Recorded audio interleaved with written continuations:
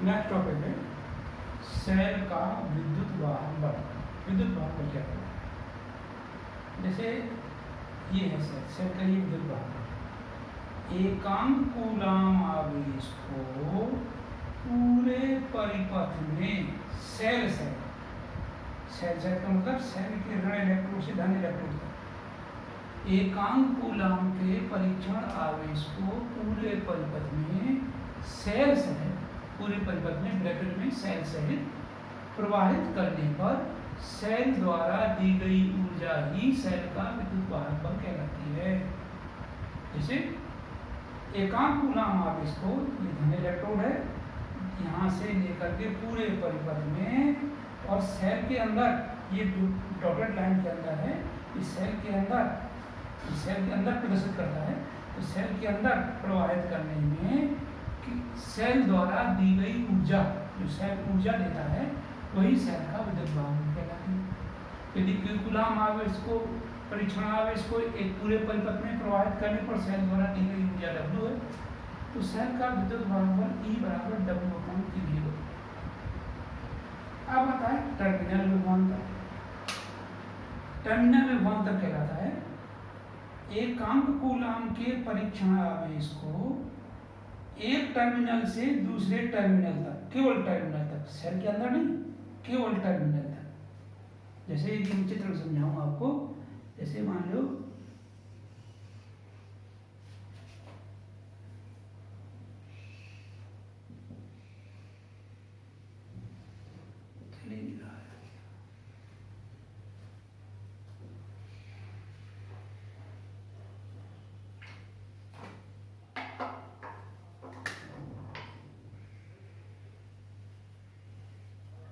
जैसे ये विद्युत अपघट्ट है, एक ये धन टर्मिनल है, एक ये ऋण टर्मिनल है, और ये ऐसे बाहर सर्किट है। तो करंट जो होती है वो धन इलेक्ट्रोड से ऋण इलेक्ट्रोड की ओर जाती है।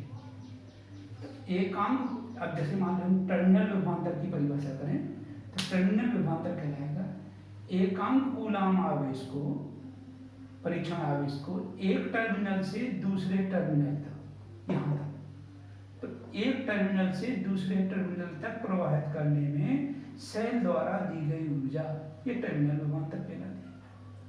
और Q0 परीक्षण आवेश को एक टर्मिनल से दूसरे टर्मिनल तक प्रवाहित करने में सेल द्वारा दी गई ऊर्जा W है, तो टर्मिनल विभवांतर V बराबर W/Q0 कहलाएगा।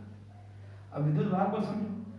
एकांक कूलाम के परीक्षण आवेश को पूरे परिपथ में सेल सहित, माने इसके अंदर पूरे परिपथ में सेल सहित का मतलब ऋण से धन, यहाँ तक करंट ऐसे जाएगी, यहाँ से यहाँ तक ऐसे है। एकांक कूलाम आवेश को पूरे परिपथ में सेल सहित प्रवाहित करने पर सेल द्वारा दी गई ऊर्जा ही ये विद्युत वाहक बल कहलाती है। और ये टर्मिनल विभवांतर कहलाता है एक टर्मिनल से दूसरे टर्मिनल तक जाने में, एकांक कूलाम आवेश को जाने में सेल जो ऊर्जा देता है वह सेल का टर्मिनल विभवांतर कहलाता है। तो यदि Q0 कूलाम के परीक्षण आवेश को एक टर्मिनल से दूसरे टर्मिनल तक प्रवाहित करने में सेल द्वारा दी गई ऊर्जा W है, तो टर्मिनल विभवांतर V बराबर W/Q0 कहलाता है। जैसे ये सेल है, इस चित्र में आप इस सेल को समझो, ये इसका आंतरिक प्रतिरोध है, ये अंदर जो प्रतिरोध लगता है ये आंतरिक प्रतिरोध कहलाता है। जैसे विद्युत अपघट्ट है, ये विद्युत अपघट्ट है, इसके अंदर जो प्रतिरोध लगता है वो सेल का आंतरिक प्रतिरोध कहलाता है। तो जो टर्मिनल विभवांतर होता है ये कहलाता है टर्मिनल विभवांतर। समांतर क्रम में विभवांतर समान होता है, तो टर्मिनल विभवांतर के स्वरूप पर विभवांतर वही होगा जो प्रतिरोध के स्वरूप पर होगा, क्योंकि प्रतिरोध इसके विभवांतर के बराबर होता है। तो टर्मिनल विभवांतर V बराबर I, इतनी करंट बह रही है, इंटू बाहर जो प्रतिरोध है बाह्य प्रतिरोध R, या V बराबर E माइनस IR, इसकी सूत्र उत्पत्ति अभी मैं करूँगा, तो आप समझ गए होंगे। विद्युत वाहक बल कहलाता है एकांक कूलाम के परीक्षण आवेश को पूरे परिपथ में पूरे परिपथ में सेल से, माने एक टर्मिनल से दूसरे टर्मिनल, फिर दूसरे टर्मिनल के अंदर विद्युत अपघट्ट में भी उसी टर्मिनल तक प्रवाहित करने में जो सेल द्वारा दी गई ऊर्जा है वो विद्युत वाहक बल कहलाती है। और टर्मिनल विभवांतर कहलाता है एक टर्मिनल से केवल दूसरे टर्मिनल तक, सेल के अंदर नहीं, वो टर्मिनल विभवांतर कहलाता है। अभी मैं समझाऊंगा ई, वी और आर में संबंध। नेक्स्ट टॉपिक है सेल का विद्युत वाहक बल और टर्मिनल विभवांतर और स्मॉल आर में संबंध। एक सेल है जिसका विद्युत वाहक बल ई है, आंतरिक प्रतिरोध स्मॉल आर है। इसको एक बाह्य प्रतिरोध कैपिटल आर से जोड़ा गया है। बाह्य प्रतिरोध के स्वरूप पर उत्पन्न विभवांतर भी है।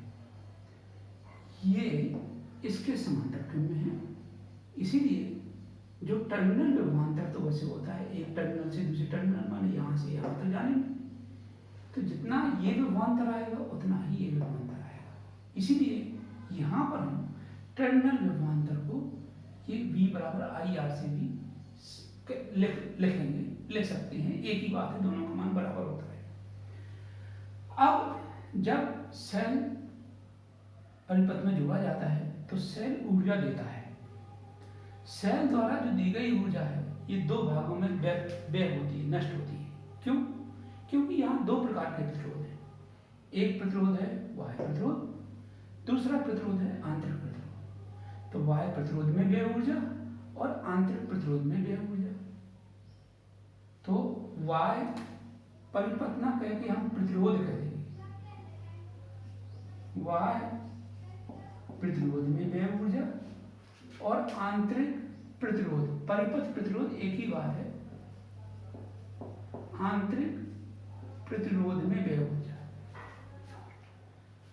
यदि आंतरिक परिपथ या आंतरिक प्रतिरोध के सिरों पर विभवांतर स्मॉल v है, वैसे हम आंतरिक प्रतिरोध के सिरों पर विभवांतर v ज्ञात ही नहीं कर सकते किसी भी उपकरण से, असंभव है। सिर्फ हम गणना द्वारा ज्ञात कर पाते हैं, यह संभव है।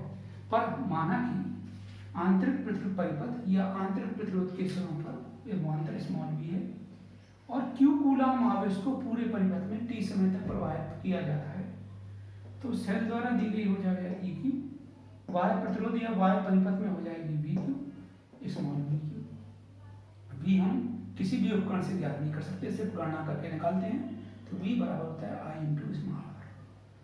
तो Q बराबर IT एवं Q बराबर IT रख देंगे हम। तो EIT बराबर VIT plus IR into IT। IT common लेंगे तो IT से IT कैंसिल हो जाएगा। E बराबर V प्लस IR, ये मुख्य सूत्र है। इससे हम 2-3 सूत्र बना सकते हैं। एक सूत्र तो ये हो जाएगा पक्षांतर करने, जैसे V का पक्षांतर करेंगे V इधर आएगा, ऋण का हो जाएगा और I बटे में पहुंच जाएगा। स्मॉल r बराबर हो जाएगा E माइनस V बटे I और V बराबर IR से I बराबर V बटे R होता है, तो V बटे R हो जाएगा। R बटे में जाएगा तो ऊपर पहुंचेगा, तो E माइनस V बटे V हो जाएगा, तो बराबर हो जाएगा capital R E upon V minus 1, ये हो जाएगा।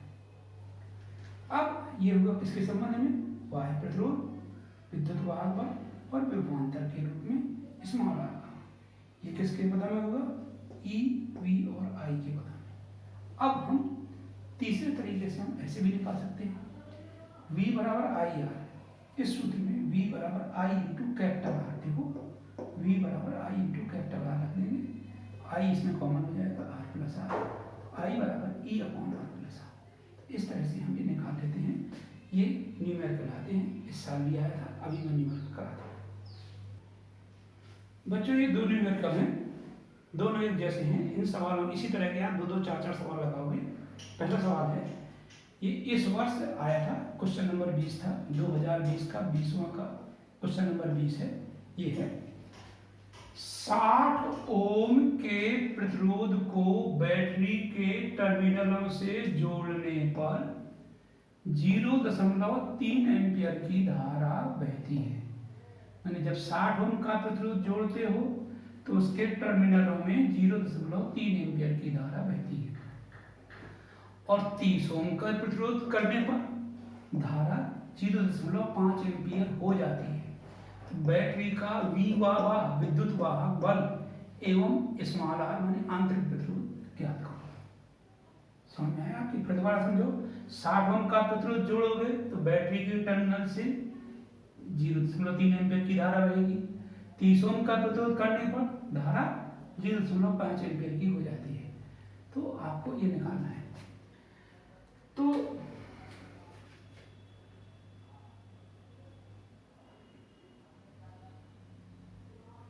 प्रथम स्थिति में जैसे सूत्र होता है, अभी आपको पढ़ाया, E बराबर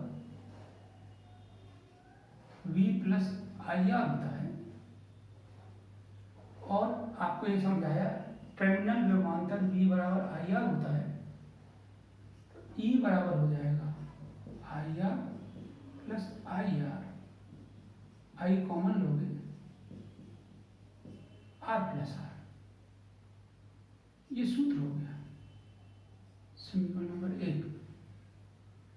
अब प्रथम स्थिति में देखो कैपिटल आर है 60 ओम, आई है 0.3 एम्पियर की, तो ई बराबर हो जाएगा 0.3 60 प्लस स्मॉल आर, समीकरण नंबर 2। सेकंड कंडीशन में जब कैपिटल आर, सॉरी 60 है, 6 नहीं 60 है, कैपिटल आर बराबर है 30 ओम, तो धारा जो है वो 0.5 एम्पियर है, तो इसमें हो जाएगा E बराबर 0.5 30 प्लस, सॉरी यार स्मॉल आर होगा, 30 प्लस स्मॉल आर, समीकरण नंबर 3। अब बच्चों 2 में हम 3 का भाग दे दें, तो देखो E बटे E बराबर 0.3 60 प्लस स्मॉल आर बटे 0.5 30 प्लस स्मॉल आर, गुणा करोगे E से ही कट जाएगा, इसको हल करके स्मॉल आर निकालोगे आप, और स्मॉल आर का मान किसी में भी 2 और 3 में रख दोगे तो आपका E आ जाएगा, विद्युत भाग वाला जाएगा। ये तरीका है। अब ये सवाल भी कई बार आए हैं, इस टाइप के सवाल इसमें भी है। जब किसी सेल में 0.5 एम्पियर की धारा बहती है तो विभवांतर 20 वोल्ट होता है। देखिए अब यहाँ पर ये सूत्र लगाएंगे, तो सूत्र हम लगाएंगे क्या, E बराबर V प्लस आई आर, ये लगाएंगे। देखो जब 0.5 एम्पियर की धारा लेने पर, जब किसी सेल से 0.5 एम्पियर की धारा लेते हैं तो विभवांतर 20 वोल्ट हो जाता है, टर्मिनल सिरों पर विभवांतर ही टर्मिनल विभवांतर कहलाता है, और जब 2 एम्पियर की धारा लेते हैं तो 16 वोल्ट हो जाता है। तो अब यदि फर्स्ट स्थिति में E का मान फर्स्ट स्थिति में I बराबर है 0.5 और V बराबर है 20 वोल्ट, तो ये सूत्र हो जाएगा E बराबर 20 प्लस आई आर, समीकरण नंबर 1।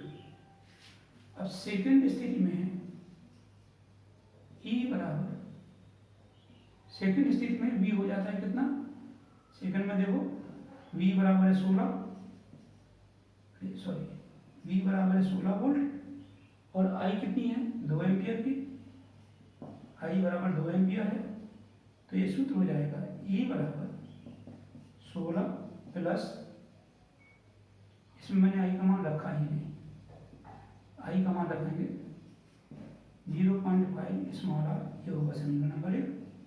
इसमें जाएगा 16 प्लस I का मान रखेंगे 2 स्मॉल आर, समीकरण नंबर 2। इसमें भी 1 में 2 का भाग दे दोगे तो इससे आपका स्मॉल आर आएगा, और स्मॉल आर का मान किसी भी समीकरण में रख देना, चाहे इसमें या इसमें E का मान आ जाएगा। तो समझ गए होंगे आप, या घटा दें, जो भी आप तरीका लगाना चाहें। फिर दोबारा देखो 0.5 एम्पियर की धारा लेते हैं तो विभवांतर 20 वोल्ट होता है, तो I का मान है 0.5 एम्पियर, तो और V बराबर है 20 वोल्ट, तो E बराबर 20 धन I 0.5 इंटू स्मॉल आर, समीकरण नंबर 1। और फिर कहता है कि जब 2 एम्पियर की धारा बहती है तो टर्मिनल विभवांतर 16 वोल्ट हो जाता है, तो V बराबर 16 वोल्ट है, I बराबर 2 एम्पियर, तो E बराबर 16 धन 2R, ये समीकरण नंबर 2 हो जाएगा। 1 और 2 को भाग दे दोगे, E से ही कट जाएगा, स्मॉल आर आ जाएगा, स्मॉल आर का मान किसी में भी रख दोगे तो ये E आ जाएगा। तो इस प्रकार से ये सवाल आप मैंने तो समझा दिए, इसी तरह के कम से कम 4 सवाल आप अपने घरों में लगाओगे।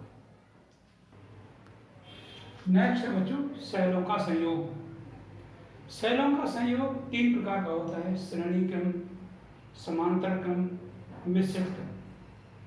तो सबसे पहले आता है श्रेणी क्रम किसे कहते हैं। तो श्रेणी क्रम जैसे हम आप घर में टॉर्च यूज करते हैं, तो एक टॉर्च की जो टोपी होती है दूसरे की तली से ऐसे जुड़ी होती है दूसरे सेल की। टोपी का मतलब धन इलेक्ट्रोड, इसका मतलब ऋण इलेक्ट्रोड। तो जैसे 1.5 वोल्ट के सेल होते हैं तो उस श्रेणी क्रम में जुड़े होते हैं।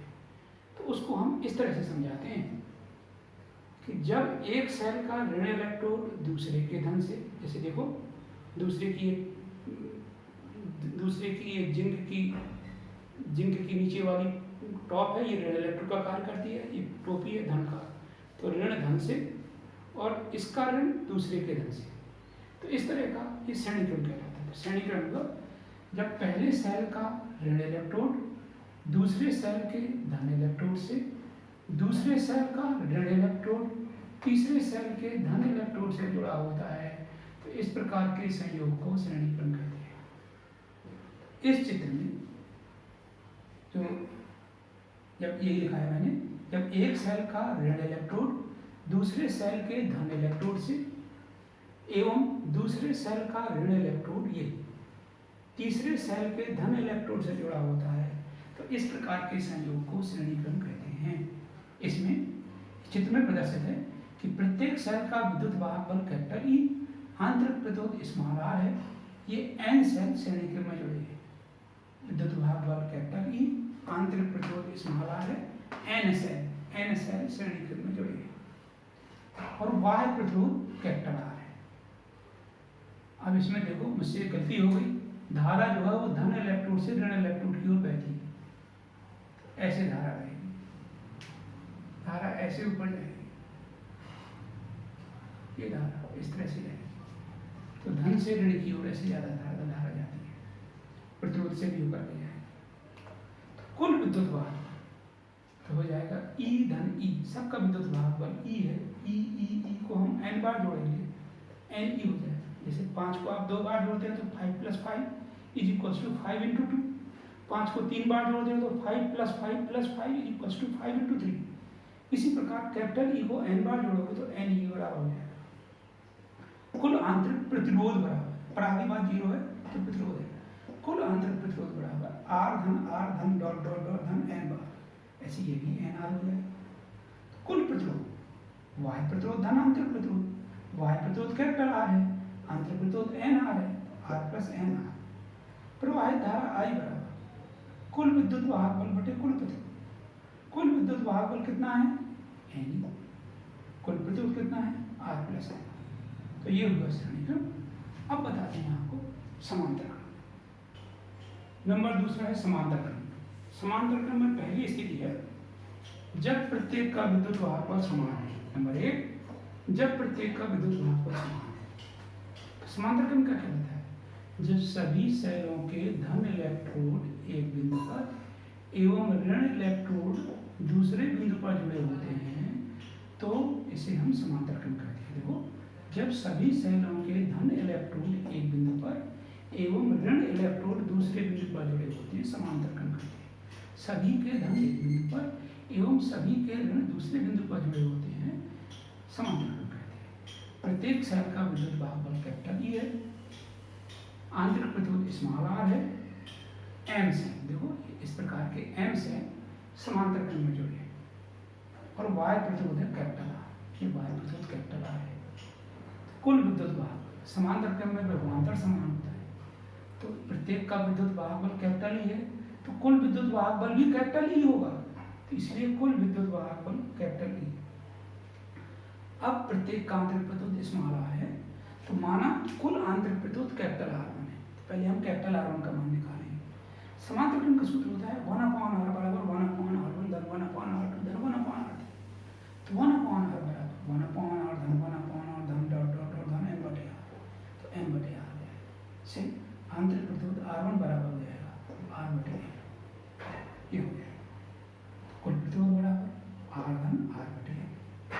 प्रवाहित धारा I बराबर कुल विद्युत वाहक बल बटे कुल प्रतिरोध।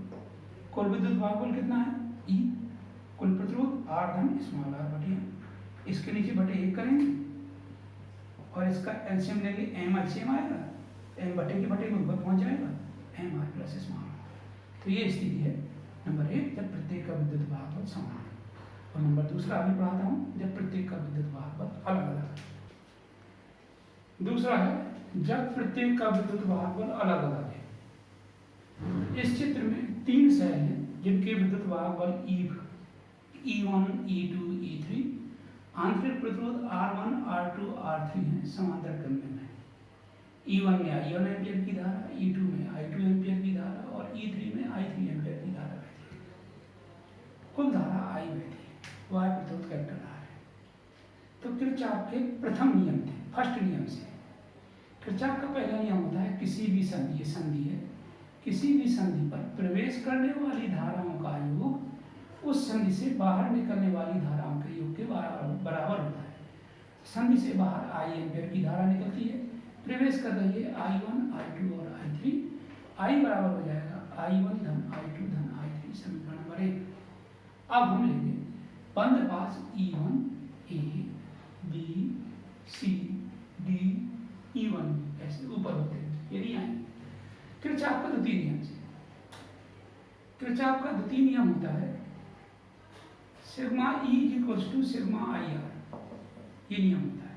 मतलब किसी बंद पास में लगे सेलों के विद्युत भागफलों का योग उस पास में बहने वाली धारा और प्रतिरोध के गुणनफल के बीजगणितीय योग के बराबर होता है।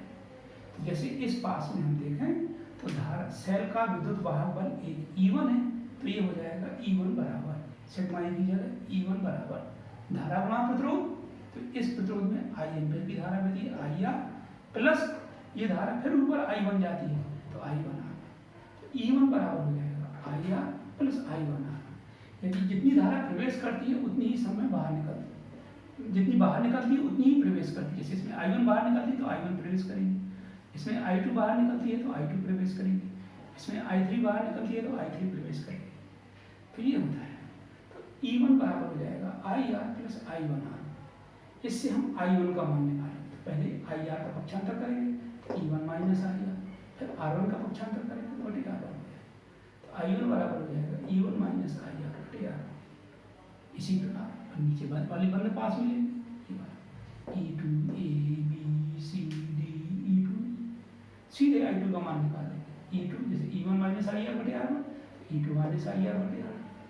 फिर नीचे वाला बंद पास लेंगे, बंद पास E3, A, B, C, D, E3, I3 बराबर E3 माइनस IR बटे R। तो ये सब I1, I2 के मान जो हमने निकाले हैं ये सब हम इसमें रख देंगे। तो रखेंगे तो I बराबर E1 माइनस IR बटे R1 धन E2 माइनस IR बटे R2 धन E3 माइनस IR बटे R3। इनको अलग अलग कर देंगे, तो E1 बटे R1 माइनस IR बटे R1 प्लस E2 बटे R2 माइनस IR बटे R2 प्लस E3 बटे R3 माइनस IR बटे R3। E1 R1 इन सबको एक साथ लिखेंगे, तो E1 बटे R1 धन E2 बटे R2 धन E3 बटे R3, इन सबको एक साथ लिखेंगे। तो माइनस IR बटे R1 माइनस IR बटे R2 माइनस IR बटे R3। I बराबर ये E1 बटे R1 धन E2 बटे R3, इन सब में हमने माइनस IR कॉमन ले लिया। तो जब हम माइनस IR कॉमन लेंगे तो 1/R1 धन 1/R2 धन 1/R3। इस जो ऋण वाला है इसका पक्षांतर करेंगे, बाएं तरफ लाएंगे तो ऋण धन में हो जाएगा। I तो यथाइक I धन IR 1/R1 धन 1/R2 धन 1/R3 बराबर ये बचा E1 बटे R1 धन E2 बटे R2 धन E3 बटे R3। I कॉमन लेंगे तो 1 plus capital R 1/R1 plus 1/R2 plus 1/R2, इसको बड़ा कोष्ठक बंद कर देंगे। अब हम इसमें I बराबर निकालेंगे, I बराबर निकालेंगे तो ये जो पूरा है ये बटे में आ जाएगा, तो ये हो जाएगी प्रवाहित धारा I बराबर, प्रवाहित धारा I बराबर हो जाएगी E1 बटे R1, ये पूरे बटे में आ जाएगा E1 बटे R1 धन E2 बटे R2 धन E3 बटे R2 पूरे के बटे 1 plus capital R 1/R1 plus 1/R2 plus 1/R3। इसी प्रकार यदि n सेल जुड़े हों समांतर क्रम में तो 1/E1 बटे R1 धन E1 बटे Rn हो जाएगा, डॉट डॉट डॉट करके 1 plus capital R 1/R1 plus 1/R2 plus dot dot dot plus 1/Rn। तो ये होगा समांतर। अब मैं सिस्टम फिर बाद में